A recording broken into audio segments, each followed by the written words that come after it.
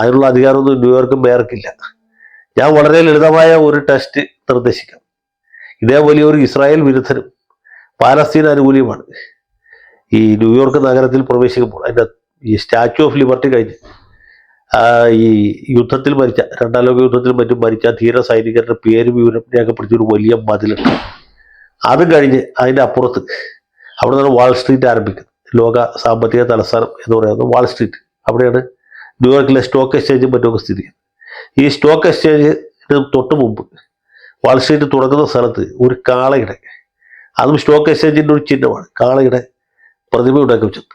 അതിനും അപ്പുറത്ത് റോഡ് സൈഡിൽ ഒരു വലിയ കൊടിമരത്തിൽ അമേരിക്കയുടെ പതാക പാറിപ്പറക്കുന്നത് സ്വാഭാവികമാണ്. കാരണം അമേരിക്കയാണ് അവിടെ പതാക പാറിപ്പറക്കും.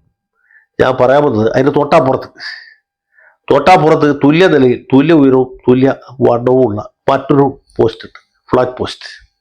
ആ പോസ്റ്റിൽ പാറിപ്പറക്കുന്നത് ഇസ്രായേലിൻ്റെ പതാകയാണ്.